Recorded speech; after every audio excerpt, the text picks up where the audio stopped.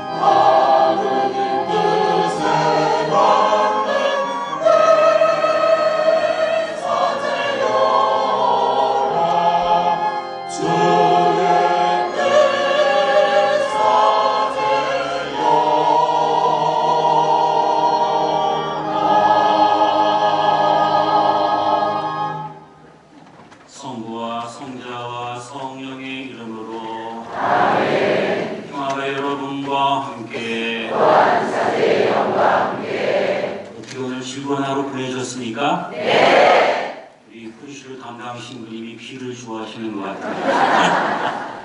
그리고 은총의 비가 이렇게 쫙 내리는 차분한 봄비 속에서 아마 여러분들이 제34차 우리 울트리아를 우리 하루 종일 하면서 기도하고 서로 격려하는 시간을 보냈습니다.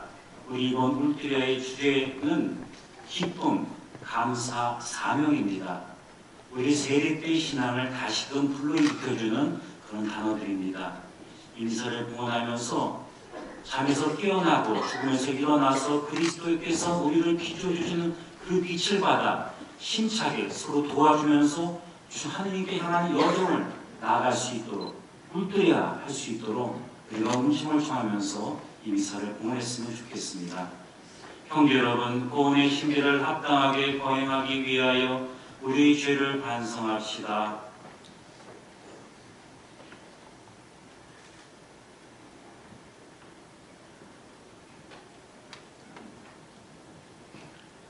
전능하신 하느님과 형제들에게 고백하오니 생각과 말과 행위로 죄를 많이 지었으며 자주 눈물을 소리 하였나이다. 제 탓이요 저의 큰 탓이옵니다. 그러므로 간절히 바라오니 평생 공경이신 성모 마리아와 모든 천사와 성인과 형제들은 저를 위하여 하느님께 빌어주소서. 전능하신 하느님, 저희에게 자비를 베푸시어 죄를 용서하시고 영원한 생명으로 이끌어 주소서. 아멘.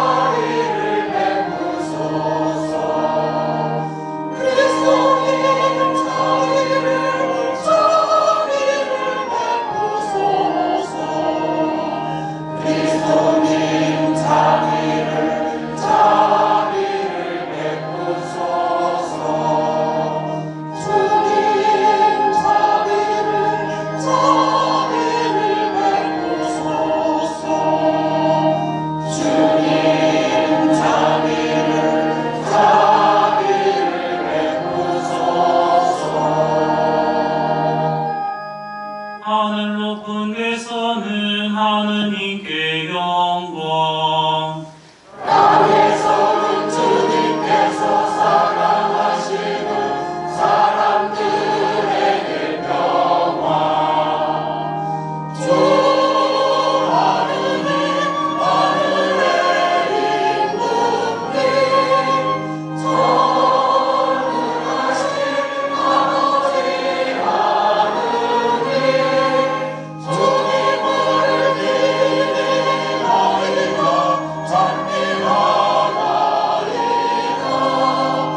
주님을 복숭아나이다 찬양하나이다. 주님 영광 크시오니 감사하나이다.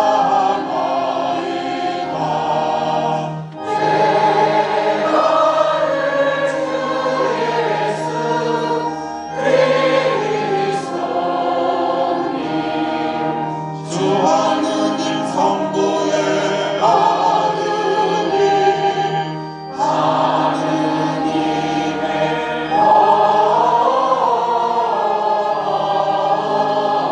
어린 양 세상의 죄를 없애시는 주님 저희에게 자비를 베푸소서.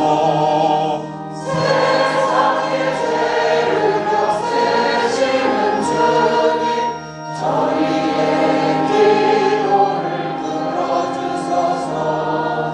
성부 오른편에 앉아 계시는 주님 저희에게 자비를 베푸소서.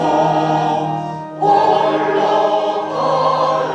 거룩하시고 홀로 주님이시며 홀로 높으신 예수 그리스도님 성령과 함께 아버지 하느님의 영광 아래 계시나이다.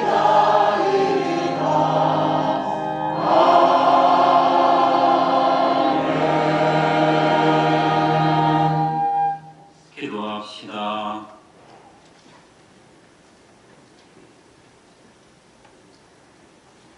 전능하시고 영원하신 하느님, 파스카 신비를 50일 동안 기리게 하셨으니 온 세상에 흩어져 살며 서로 다른 말을 하는 모든 민족들에게 천사 은총을 내리시어 한 마음으로 하느님의 이름을 찬미하며 한 백성을 이루게 하소서.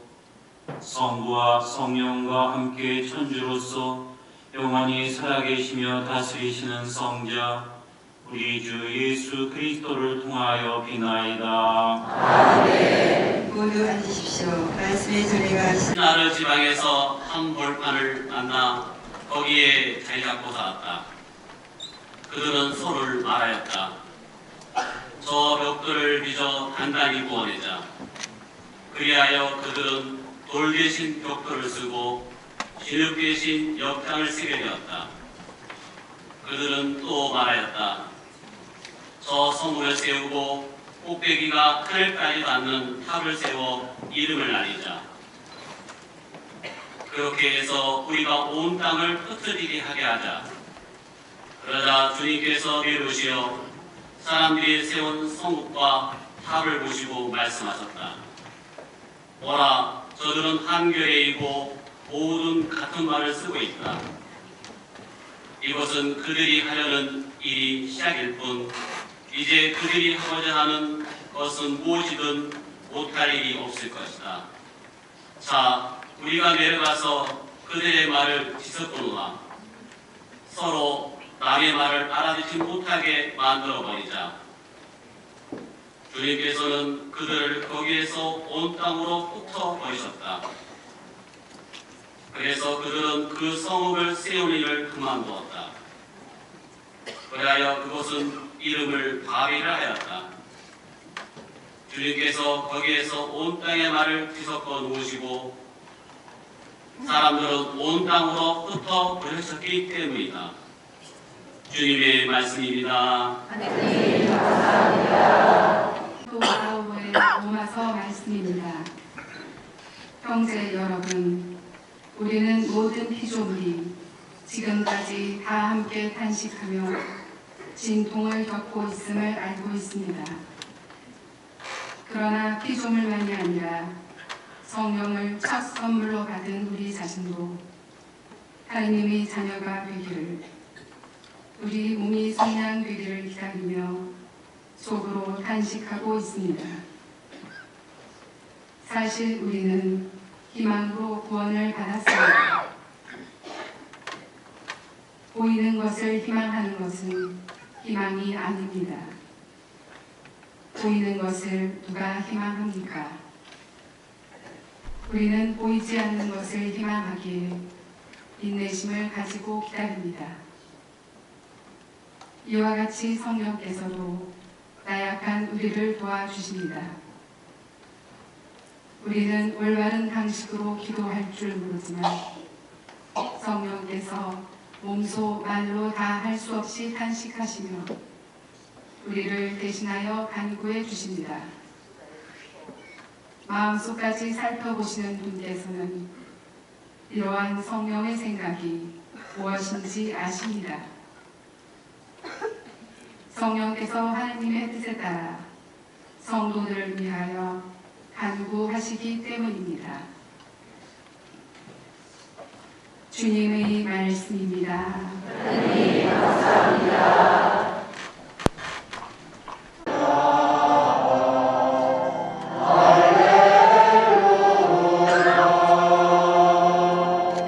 오소서 성령님, 믿는 이들의 마음을 성령으로 가득 채우시오. 그들 안에 사랑의 불이 타오르게 하소서.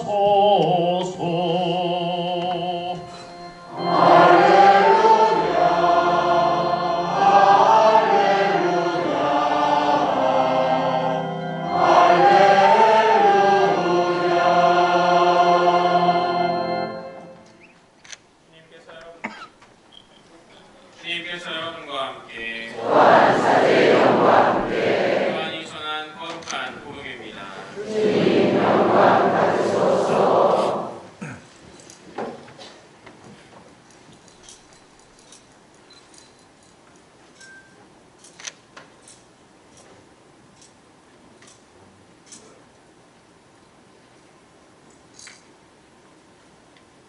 축제의 가장 중요한 날인 마지막 날에 예수님께서는 일어서시어 큰 소리로 말씀하셨다. 목마른 사람은 다 나에게 와서 마셔라. 나를 믿는 사람은 성경 말씀대로 그 속에서부터 생수의 강들이 흘러나올 것이다. 이는 당신을 믿는 이들이 받게 될 성령을 가리켜 하신 말씀이었다. 예수님께서 영광스럽게 되지 않으셨기 때문에 성령께서 아직 와 계시지 않았던 것이다. 주님의 말씀입니다. 그리스도님 찬미합니다. 참 예수님, 남성 201차, 그다음에 여성은 199차죠. 다음 주 6월 8일부터 하는 뿌리실날 여성 200차가 됩니다. 그래서 남성, 여성 합해서 400차를 기념하는 우리 울트리아 제34차 울트리아를 오늘 이렇게 거행하게 되었습니다. 어떻게 보면 뿌리시오 우리 모든 스타분들한테는 가장 큰 신앙의 축제이죠. 이 축제를 준비하기 위해서 아마 각 지구별로 이 울트리아를 준비할 때 노력하셨던 걸로 알고 있고 나름대로 준비하신 걸로 알고 있습니다. 이 전체적인 행사를 위해서 준비하신 우리 울트리아 간사님을 비롯해서 임원분들도 진정으로 수고 많으셨습니다. 아울러 우리 담당 신부님이신 정병도 신부님께서도 지난 한 2달 동안, 2~3달 이상으로 이 울트리아를 준비하기 위해서 진정으로 여러 가지 면에서 애를 많이 쓰셨습니다. 보그마 사목국 신부님들이 하시는 말씀이 있습니다. 보그마 사목국 국장 신부님, 정병도 신부님이 오를 하자 그러면은 그날 꼭 비가 온다고 합니다. 전혀 비 올지 몰랐는데 이렇게 비가 내리는 게, 그럴 때 우리는 이거를 긍정적으로 받아들여요. 하나님께서 우리에게 은총을 이렇게 베풀어주고 계시는구나. 그러니까 우리 정병도 신부님 잘하셨다. 우리 박수 한번 또.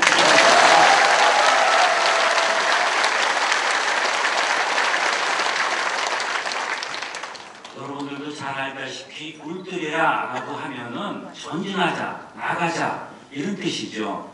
그러니까 이제 그 야고보 순례길을 갈 때 지치고 힘든 이들에게 우리 힘을 같이 내서 서로 협력해서 우리의 목적지까지, 그 목적지까지 같이 힘차게 가자라고 하는 말이 원래 울트리아의 본뜻입니다. 그러니까 이걸 다른 말로 얘기하면은 우리 신앙 여정에서, 하나님께 나아가는 신앙 여정에서 서로의 신앙을 격려해주고 힘을 주면서 하나님께 나아가는 길에 그 누구도 일탈이 없이 함께 같이 나가자고 하는 것이 어떻게 보면은 이 울트리아의 본뜻이라고 할 수가 있습니다. 그런데 이렇게 우리가 힘차게 영적 여정을 나가는 데 있어서 가장 중요한 것은 뭐냐면은 신앙의 원천에 대한 힘이 있어야 돼요. 그것이 늘 우리 안에서 가득 차 있어야지 우리가 신앙을 살다가 낙담하는 경우도 있고 때로는 죄에 빠지는 경우가 있을 때 이것에서 벗어나서 같이 함께 하나님을 향해 나갈 수 있게 됩니다. 그러면 어떻게 우리가 이렇게 깊은 신앙의 영적인 힘, 원천을 우리가 알아갈 수 있겠습니까? 올해 우리 제34차 울트리아 우리 주제는 기쁨, 감사, 사명으로 정하였습니다. 이 주제는 어떻게 보면은 우리가 하느님을 알고 하느님을 만나고 그리스도께 회개하는 그 모든 것을 이 세 단어로 표현한 것입니다. 다른 말로 얘기하면은 세례 신앙을 우리가 다시 한번 생각하게끔 한 주제가 바로 기쁨과 감사와 사명이라는 주제이고, 이 얘기는 뭐냐? 우리가 세례 신앙을 늘 우리 안에서 늘 되새기면서 그 신앙 안에서 세례 신앙을 살아갈 때 우리의 그 신앙의 원천의 힘을 늘 계속적으로 받을 수 있다고 하는 것입니다. 그러면 한번 다시금 우리 제34차 울트리아 주제인 기쁨, 감사, 사명의 의미를 한번 되새겨 보았으면 좋겠습니다.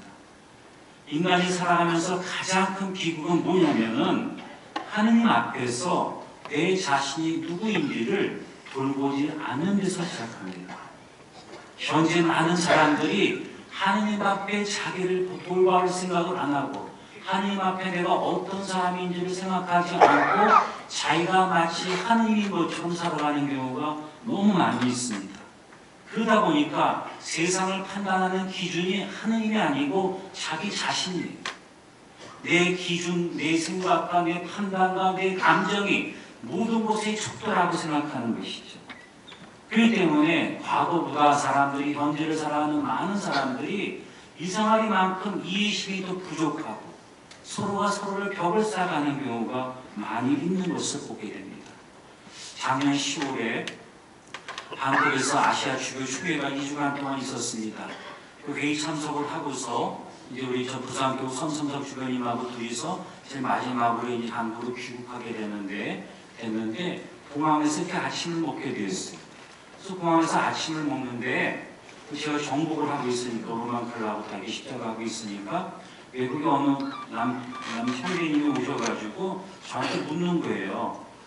가톨릭 신부냐고 해서 난 가톨릭 주교라고 이렇게 얘기하면서 어떻게 왔냐서 이런 일이 있기 때문에 왔으니 간다 이렇게 당신 어떻게 왔냐고 얘기를 하기 시작했어요. 뭐 평범한 얘기를 하는데 갑자기 그분이 하는 얘기가 교회가 현재 하고 있는 방향이 너무 안 됩니다 라고부터 교회를 비판하기 시작하는 거예요. 그러더니 제가 마지막에 그런 얘기를 하는 거예요. 내 프란시스코 교황관이 얼마나 잘하는지 두고 볼 테니까 당신이 교황님 만나는 얘기를 꼭 해주세요. 이런 얘기까지 하는 거예요. 근데 그 부인이 막 말리더라고요. 그래서 저는 그 얘기를 들으면서 참 마음이 안타까웠어요. 뭐 더 이상 얘기할 필요가 없죠. 왜냐하면 그분한테는 자신이 생각한 것이 다 옳다고 하는 생각에 빠져 있어요. 근데 그거로 인해서 다른 사람과 벽을 쌓는다고 하는 생각은 전혀 안 해요. 그냥 자기 생각이 옳기 때문에 모든 사람이 내 생각에 따라주기만 바라고 따라주지 않으면 어떻게 하는 거냐? 벽을 쌓는 거예요. 현대인들의 모습이 바로 이렇습니다. 하느님을 생각하지 않고 하느님 앞에 내가 누구인지 생각하지 않고 자기 생각을 가지고 하느님을 좌지우지하다 보니까 내 생각에 많지 않는 모든 것은 다 비판하고 그것이 꼭 내가 세상을 살아가면서 똑똑한 사람인 것처럼 이성적이고 아주 날카로운 사람인처럼 착각을 하면서 살고 있어요. 근데 서로가 서로 간에 벽을 쌓고 외톨이가 되고 있다는 하는 것은 점점 올라가고 있는 거죠.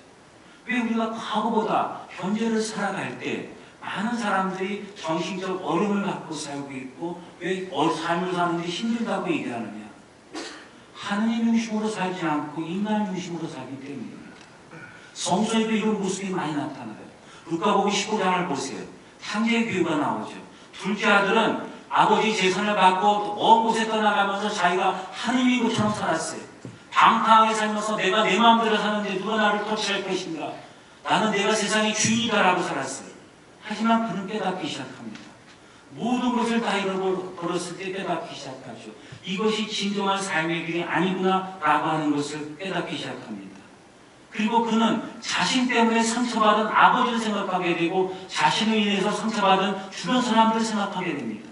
그러면서 하나님 앞에 회개를 하기 시작하죠. 누가복음 15장 21절에 이렇게 얘기합니다. 아버지, 제가 하늘과 아버지께 죄를 지었습니다. 저는 아버지의 아들이라고 불릴 자격이 없습니다. 그렇게 회개한 뒤에 하나님 앞에 자기가 누구인지를 알고 난 다음에 아버지께 돌아옵니다. 아버지는 그를 아무랬습니까? 아닙니다. 감싸주셨어요. 감싸주셨고 그 아버지 품에 안긴 기쁨이 무엇인지를 알려주셨어요. 이렇게 하나님께 돌아왔을 때의 기쁨은 바로 우리가 하나님을 알았을 때의 기쁨입니다. 이는 성서 곳곳에도 나오고 있어요. 요한복음 4장에 보면 사마리아 여인에 대한 대화가 나와요. 그 여인이 예수님과의 대화 속에서 놀란 게 뭐냐? 자신의 삶의 구석구석에서 하느님이 나를 이끌어 주셨다는 것을 느끼는 그 순간에 사람이 바뀌기 시작하고 기쁨 잡기 시작하는 거예요.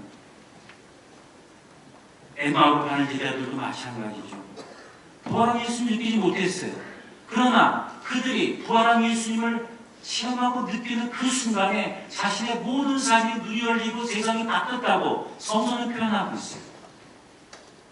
기쁨이라고 하는 것은 뭐냐? 세상의 기쁨이라는 것은 뭐냐? 그것은 바로 예수 그리스도를 만나는 것, 하느님을 만나는 것. 그 순간에 우리는 기쁨이 무엇인지를 체험하게 됩니다. 그리고 하느님이 나를 이렇게 만났다는 그 자체 안에서 또 그리고 그 나를 일생 동안 이렇게 이끌어 주신 그 자체를 자연스럽게 돌아보면서 하나님께 감사를 드리게 돼요. 여러분이 구약성서 사무엘기 보면 나만 장군에 대한 얘기가 나옵니다. 나만 장군이 치유를 받았을 때 그 양반이 뭐라고 합니까? 세상의 어느 곳에서도 진정한 하느님은 없습니다. 바로 이곳에서 진정한 하느님을 나는 만났습니다라고 자신의 신앙을 고백하는 거예요. 우리가 오늘 이게 기쁨이라고 하는 주제, 감사라고 하는 주제는 바로 내가 하느님을 만났을 때, 진정으로 하느님 앞에 내가 누구인지를 알았을 때, 그때 하느님이 우리에게 주시는 은총이라고 하는 것입니다.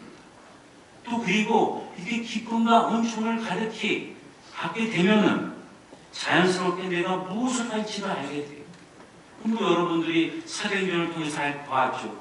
부활한 예수님을 체험한 제자들이 나는 보고 들은 것을 믿기지 않을 수 없습니다라고 얘기하였고, 사마리아 여인도 예수님을 알기 위해서 동네에 뛰어가서 나는 그분을 배웠습니다. 그분에게 오십시오라고 얘기를 하는 선포하는 모습이 나오고, 또 그리고 부활한 사도들이 그 복음을 알리기 위해서 온 세상에 뛰어간 그 기쁨이, 그 사명이 무엇인지를 자연스럽게 알게 된다는 겁니다. 그러니까 중요한 것은 뭐냐? 우리 모두가 하느님을 내가 알았을 때의 기쁨을 한번 늘 생각해야 된다는 겁니다. 다른 말로 얘기하면은 하느님이 여러분 삶의 구석구석에서 나를 이끌어 주셨다고 하는 것을 내가 마음을 느끼고 체험할 때, 그때 기쁨과 감사와 사명은 자연스럽게 내 마음 안에서 올라오는 거예요. 여러분들이 꾸이실려 3박 4일간 기간 동안에 여러분들이 교육을 받고 그때 기뻤을 때의 모습을 한번 생각해 보십시오. 왜 기뻤습니까?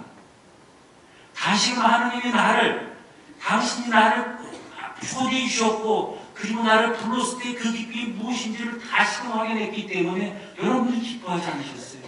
그 기쁨을 잊지 마세요. 그때 나를 불러주신 것에 대한 감사했던 감정을 절대 잊지 마세요. 그럴 때 여러분들이 진정한 신앙으로 거듭나는 것이고, 우리식으로 스타로서의 삶을 살아갈 수가 있는 것이에요.